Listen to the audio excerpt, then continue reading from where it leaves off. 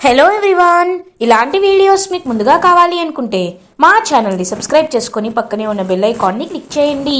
Upcoming రివ్యూలోకి వెళ్ళిపోదాం. Episode start అవ్వగానే కనకం ఇంట్లో స్వప్న శ్రీమంతం చేస్తూ ఉంటుంది కదా.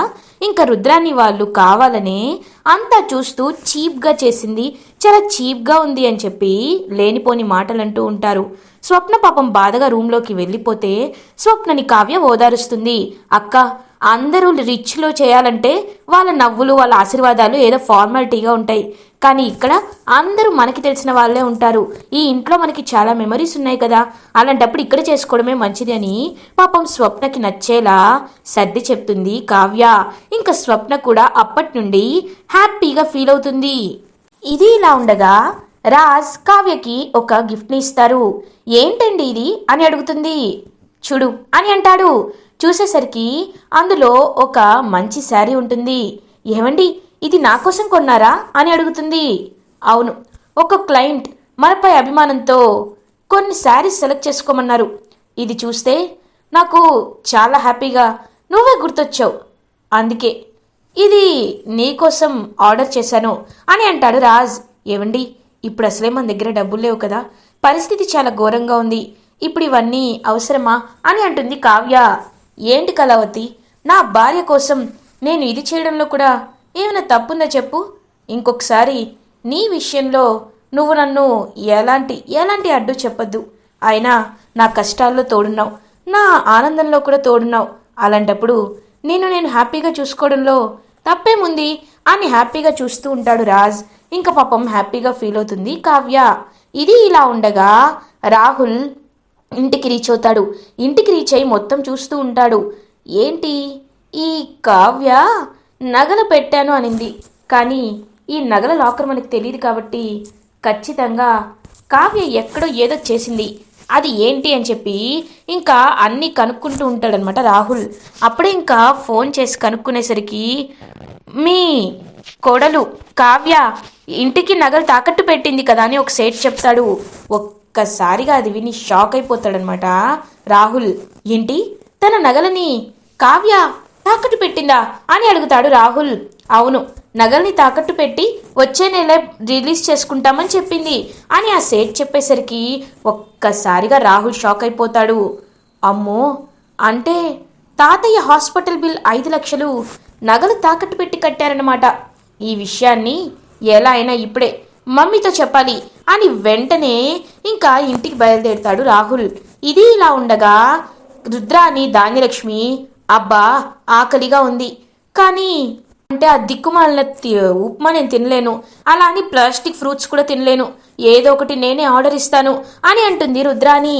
ఏంటి రుద్రాని గారు, ఆర్డర్ ఇస్తారా? అలా ఎలా అండి, రండి రండి ఉప్మా తినండి అని చెప్పి ఇంకా ప్లేట్ నిండా ఉప్మా తీసుకొచ్చి రుద్రాని నోట్లో కుక్కుతూ ఉంటుందన్నమాట కనకం. చాలు చాలు అని చెప్పి ఇంకా రుద్రాని చాలా ఇబ్బంది పడుతూ ఉంటుంది. అప్పుడే ఇంకా స్వప్నకి శారీ కడుతుందనమాట కావ్య. అక్క, చూసావా ఈ చీరలో నువ్వు ఎంత బాగున్నావో అని అంటుంది కావ్య. బాగానే ఉన్నాననుకో, కానీ ఈ శారీ చాలా చీప్గా ఉంటుంది కదా అని అంటుంది స్వప్న. అక్క, అమ్మ వాళ్ళ పరిస్థితి అర్థం చేసుకున్నావు కదా, అలాంటప్పుడు అమ్మ ఇంతకు మించి మంచి శారీని ఎక్కడ తీసుకొస్తుందక్క? ఒక్కొక్కసారి అమ్మా నాన్నని కూడా మనం అర్థం చేసుకోవాలక్క అని అంటుంది కావ్య. అవునులేవే, నువ్వు చెప్పింది నాకు అర్థమైంది, సరేరా వెళ్దామని చెప్పి ఇంకా అలా బయటికి తీసుకొస్తుంది కావ్య. ఇంకా స్వప్నను అందరూ చూసి చాలా హ్యాపీగా ఫీల్ అవుతారు. పాపం కనకం స్వప్నం చూసి, మహాలక్ష్మిలా ఉన్నావు రా, ఆహా ఈ చీరలో ఎంత బాగున్నావో అని ఎంతో హ్యాపీగా ఫీల్ అవుతుందనమాట. ఇంకా అలా కనకం ఇంక అందరూ ముత్తైదువులందరూ తీసుకొచ్చి అలా ఇంకా కూర్చోపెడతారు. ఇంకా కూర్చోపెట్టి అన్నీ చూస్తూ ఇంకా ఫ్రూట్స్ అవన్నీ స్వీట్లు అన్నీ ఎల్లో పెట్టి ఇంకా శ్రీమంతం ఫంక్షన్ అయితే జరిపిస్తూ ఉంటారు. అందరూ ఇంకా పాపం స్వప్న దగ్గరికి వచ్చి, స్వప్న ఎలా ఉన్నావే, ఎంతైనా నువ్వు చాలా అదృష్టవంతురాలివి, ఆ ఇంటికి కోడలయ్యావంటే నిజంగా నువ్వు చాలా అదృష్టవంతురాలివి.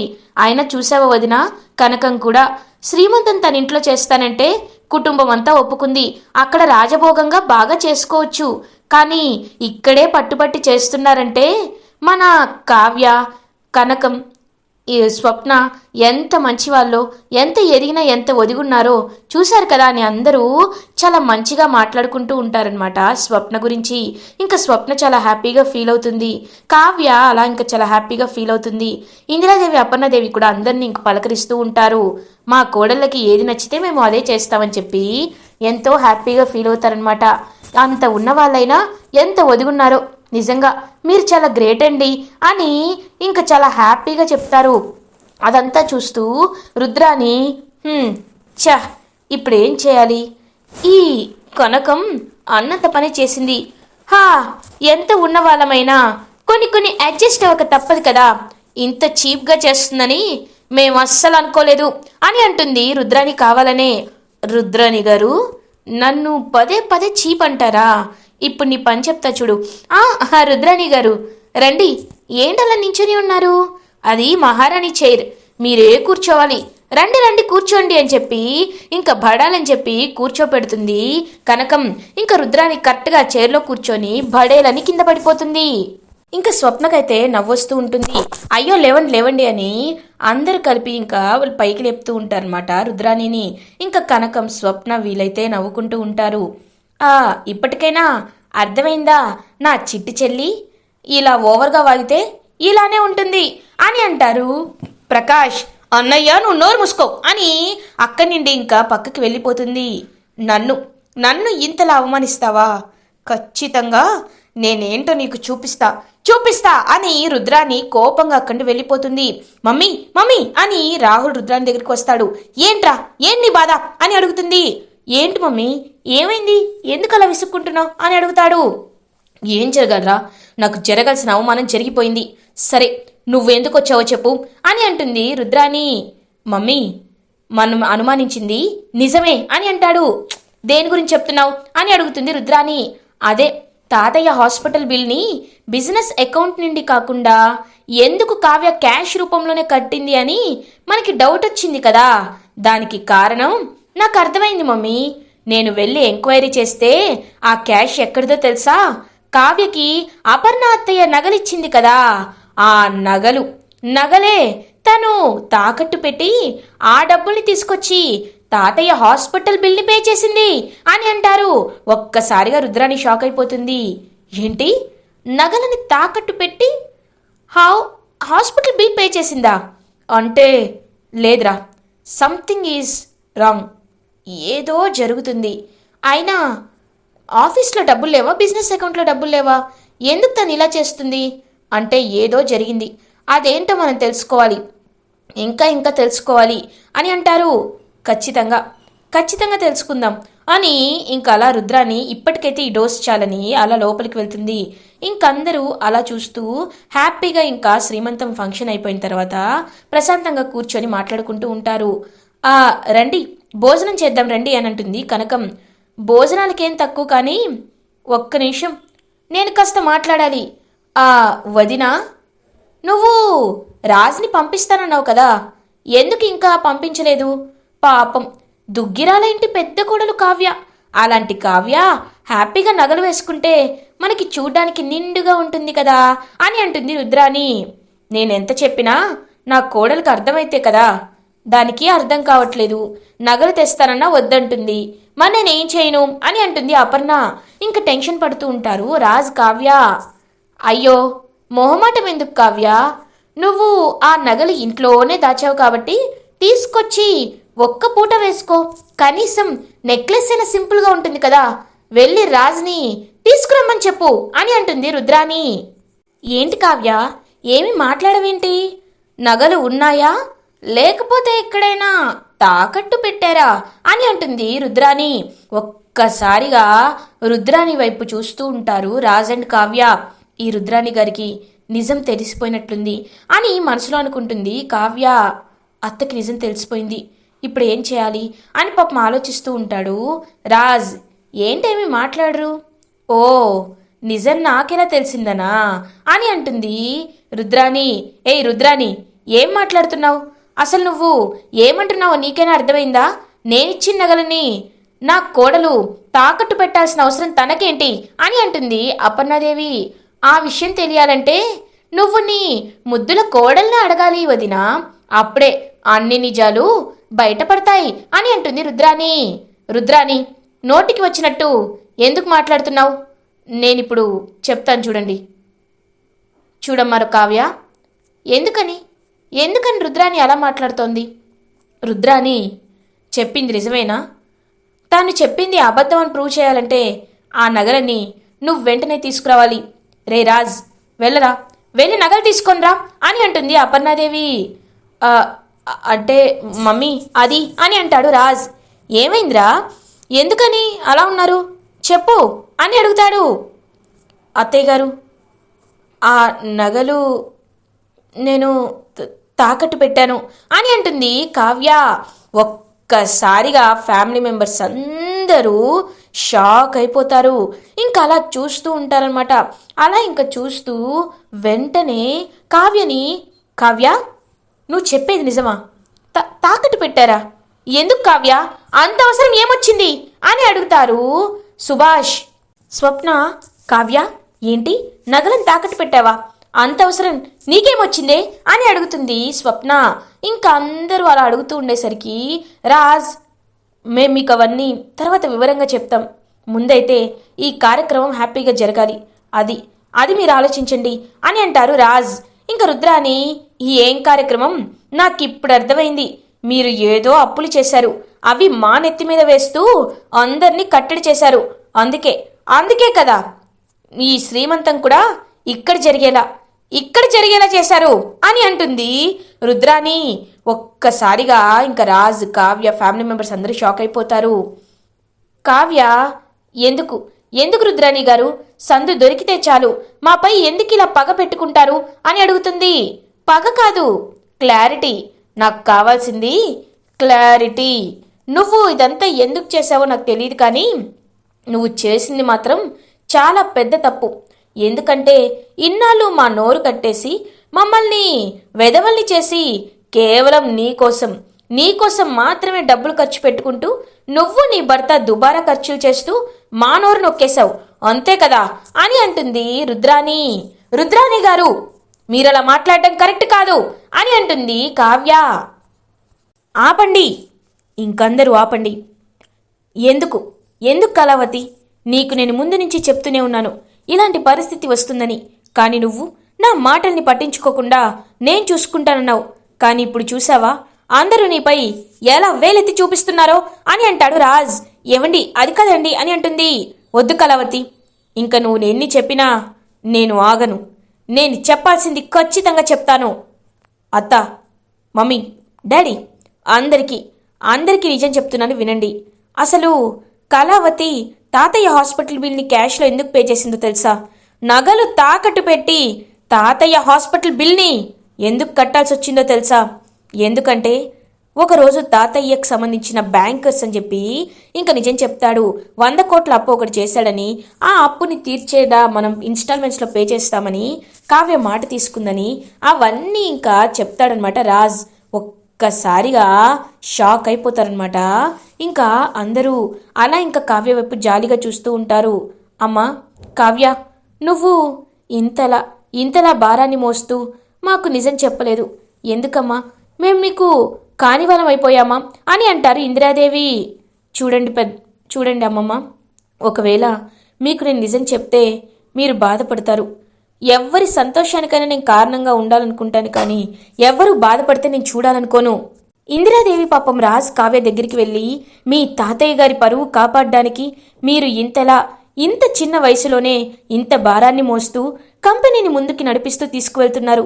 నిజంగా మీ మనసు చాలా విశాలమైనది.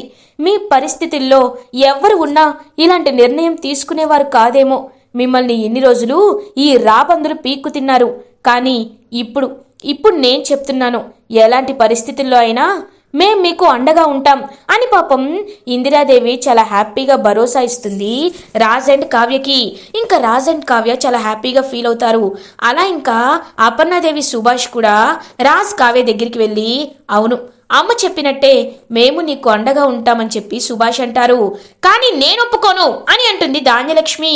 ఒక్కసారిగా అందరూ షాక్ అయిపోతారు. ఏంటి, అప్పు చేశారు, మావయ్య గారు షూరిటీ పెట్టారు, వాడిప్పుడు దొరకటం లేదు. అదంతా సరే, కానీ 100 కోట్ల అప్పు తీర్చడం అంటే అది ఉమ్మడి ఆస్తి నిండే కదా తీర్చాలి. మావయ్య గారు పెట్టిన షూరిటీకి మేమెందుకు మా ఆస్తిలో నుంచి డబ్బులు ఇవ్వాలి? అదేమి కుదరదు. ఇప్పుడే ఆస్తిని ముక్కలు చేయండి, లేకపోతే ఎవరి దారి వారు చూసుకోండి అని అంటుంది ధాన్యలక్ష్మి. చిన్నత్తయ్య గారు, మీరు ఎంత అరిచినా ఎంత గోల పెట్టినా నేను ఎవ్వరి మాట వినను. ఈ సమస్య కుటుంబానిది. ఖచ్చితంగా ఈ సమస్యని నేను నా భర్తే కలిసి పరిష్కరిస్తాం. ఆ నందగోపాల్ని పట్టుకొని మేము 100 కోట్లు కట్టక్కర్లేదని అందరి ముందు నిరూపిస్తాం. దాని తర్వాత మన ఆస్తులన్నీ మనకి వెనక్కి తిరిగి వచ్చేసినట్లే కదా అని అక్కడి నుండి వెళ్ళిపోతుంది కావ్య. అమ్మో, చూసావా ధాన్యలక్ష్మి, వీళ్ళు సీక్రెట్గా ఉండి ఇన్నాళ్ళు ఏం చేస్తున్నారా అని అనుకున్నాం. కానీ వీళ్ళు ఇంతలా మన కళ్ళు కప్పి ఆస్తన్నిటినీ అప్పులని, దానాలని, ధర్మాలని కరిగించేస్తున్నారని మనం అస్సలు ఊహించలేదు. అయితే ఖచ్చితంగా దీన్ని ఎలా అయినా మనం అడ్డుకోవాలి అని అంటుంది రుద్రాణి. అడ్డుకోవాలా? ఎలా రుద్రాణి అని అడుగుతుంది ధాన్యలక్ష్మి. నేను చెప్పినట్టు చేస్తే ఖచ్చితంగా ఆస్తి మన సొంతమవుతుంది, సరేనా అని అంటుంది రుద్రాణి. ఏంటి, నువ్వు చెప్పినట్టు చేయాలా? ఏం చేయాలి అని అడుగుతుంది ధాన్యలక్ష్మి. ఏం లేదు, కళ్యాణ్ ఇన్ని రోజులు నాన్నని చూసుకుంటూ హాస్పిటల్లో ఉన్నాడు కదా, కాబట్టి కళ్యాణ్ని బయటికి రప్పించు. కళ్యాణ్ అక్కడ లేకుండా చెయ్యి. అప్పుడు ఖచ్చితంగా నేను అనుకున్న పని అవుతుంది అని అంటుంది రుద్రాణి. ఏంటి, కళ్యాణ్ మావయ్య గారిని చూసుకుంటున్నారు కదా, అలాంటప్పుడు ఎందుకని మావయ్య గారిని చేసేలా చేయాలి అని అడుగుతుంది. అందుకే నేను నిన్ను చెప్పలేదు రుద్రాణి. చూడు, నేను చెప్పినట్టు చేస్తే ఆస్తి దక్కుతుంది, లేకపోతే దక్కదు అని చెప్పి అక్కడిని వెళ్ళిపోతుంది. సరే, నేను అలానే చేస్తాను అని ఇంకా పక్కకు వెళ్తుందనమాట ధాన్యలక్ష్మి. ఎస్ అని హ్యాపీగా ఫీల్ అవుతుంది రుద్రాణి. మమ్మీ, ఏంటి నువ్వు ఏం ప్లాన్ వేస్తున్నావు అని అడుగుతాడు రాహుల్. ప్లాన్ కాదురా, ఆ ముసలోడు కోమాలో ఉన్నంత వరకు మనకి ఒరిగేదేమీ లేదు. అందుకే ఆ ముసలోడిని పైకి పంపించేసి ఆ నింద కావ్య మీద నెట్టేశామనుకో, అప్పుడు ఖచ్చితంగా కావ్య వీటన్నిటికీ కారణమని అందరూ కావ్యపై నిందలు వేస్తాడు. ఎలాగో పెద్ద ఆయన చనిపోయాడు కదా అని అందరూ ఆస్తి పంపకాల గురించి ఆలోచిస్తారు. మన దగ్గర ఉన్న దారి ఒక్కటే, ఇది లేకపోతే ఆస్తి ఇప్పుడప్పుడే మన చేతికి రాదు, ఆ కావ్య ఇవ్వదు అని అంటుంది రుద్రాణి. ఏంటి, తాతయ్యని పైకి పంపించాలా మమ్మీ? రిస్క్ ఏమో అని అంటాడు రాహుల్. రేయ్, ఆ కళ్యాణ్ అక్కడ ఉన్నంత వరకేరా మనకి రిస్క్. వాడక్కడ ఉండడు కాబట్టి మనకి ఎలాంటి రిస్క్ ఉండదు. నువ్వేమీ కంగారు పడద్దు, నేను చెప్పినట్టు చెయ్యి అని అంటాడు రుద్రాణి. సరే అని తను చెప్పినట్టే చేస్తాడు ఇంకా రాహుల్. ఇది ఇలా ఉండగా అనామిక రగిలిపోతూ ఉంటుంది. అనామికకి రుద్రాణి ఫోన్ చేస్తుంది. హలో అని అంటుంది. ఏంటి, నా బాధను చూసి వెక్కిరించడానికి ఫోన్ చేశారా అని అంటుంది అనామిక. లేదు, నీ బాధని తీర్చి నీకు మంచి ఐడియా ఇచ్చేలా చేద్దామని ఫోన్ చేశా అని అంటుంది రుద్రాణి. ఏంటి ఐడియానా? వద్దు, మీ ఐడియాలేమీ నాకు కలిసి రావట్లేదు అని అంటుంది అనామిక. ఓ, మరి నీ ఐడియా నీకు కలిసి వచ్చిందా? లేదు కదా, అందుకే నేను చెప్పినట్లు చెయ్యి. ఇది ఇలా ఉండగా నైట్ అవుతుంది. ఇంకా అలా కళ్యాణ్ అయితే పాపం పాటలు రాస్తూ ఈ పాటని ఎలా అయినా ఆయనకి పంపించాలి, ఆయన నన్ను డైరెక్ట్గా కలవమని చెప్తున్నాడు, తాతయ్యని వదిలి నేను ఎలా వెళ్తాను? అప్పుడే రాహుల్ కరెక్ట్గా హాస్పిటల్కి వస్తాడు. కళ్యాణ్ అని పిలుస్తాడు. నువ్వేంటి ఇక్కడ అని అడుగుతాడు కళ్యాణ్. ఏం లేదు కళ్యాణ్, పాపం ఎప్పటి నుండో నువ్వే తాతయ్య దగ్గర ఉంటున్నావు కదా, అందుకే ఈరోజు నేను ఉండాలనుకుంటున్నాను అని అంటాడు రాహుల్. ఏంటి, నువ్వా అని అడుగుతాడు కళ్యాణ్. అవును, ఏ తాతయ్య మన తాతయ్యే కదా, ఉంటే తప్పేంటి? నీకెంత బాధ్యత ఉందో నాకు కూడా అంతే బాధ్యత ఉంది అని అంటారు. సరే, నాకు చిన్న పనుంది, నేను ఇప్పుడే వెళ్ళొస్తాను. ఈ పాటని మా లిరిసిస్ట్కి సబ్మిట్ చేయాలి అని అంటాడు కళ్యాణ్. వెళ్ళు, ఎంతసేపైనా ఉండిరా కళ్యాణ్, నాకు ఎలాంటి ప్రాబ్లం లేదు, అసలు నువ్వు రాకపోయినా పర్లేదు, తాతయ్య దగ్గర నేను ఉంటానులే అని అంటాడు రాహుల్. నిన్ను నమ్మి వెళ్తున్నాను, జాగ్రత్త అని చెప్పి అలా ఇంకా పాపం వెళ్తాడు పాటను సబ్మిట్ చేయడానికి కళ్యాణ్.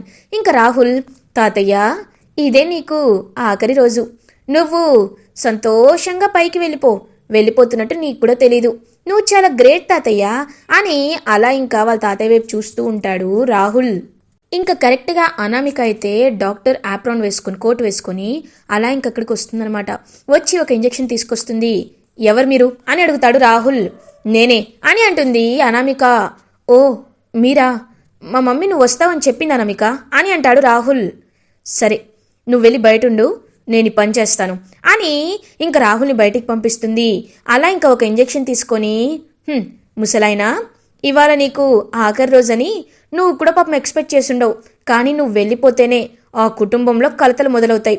వాళ్ళని రోడ్డు మీదకి లాగచ్చు. ఇంకొక 10 మంది అప్పులోల్ని క్రియేట్ చేసి వాళ్ళ ఆస్తంతా కరిగించేసి వాళ్ళని రోడ్డు మీదకి లాక్కొస్తా. ఇదే నేను వేసిన ప్లాను అని ఇంకా బ్లడ్ క్లాట్ అయ్యే ఇంజెక్షన్ ఒకటి అలా కరెక్ట్గా వేద్దామని దగ్గరికి వస్తూ ఉంటుంది అనామిక. కరెక్ట్గా అదే టైంకి ఇంకా వెనకాల నుండి ఒక చెయ్యి వస్తుంది. ఎవరా అని చూసేసరికి అక్కడ రాజ్ అండ్ కావ్య ఉంటారు. ఒక్కసారిగా వాళ్ళని చూసి షాక్ అయిపోతుంది అనామిక. ఇంకా అనామిక చెంప పగల కొడుతుంది కావ్య. ఒక్కసారిగా కావ్య షాక్ అయిపోతుంది అనమాట. అనామిక హేయ్ అని అంటుంది. ఛీ నోర్ముయ్ అని చెప్పి మళ్ళీ ఒక్కటి పీకుతుంది. ఇంకలా చూస్తూ ఉంటుంది అనామిక. సిగ్గులేదా? కొంచెమైనా మానవత్వం ఉందా నీకు?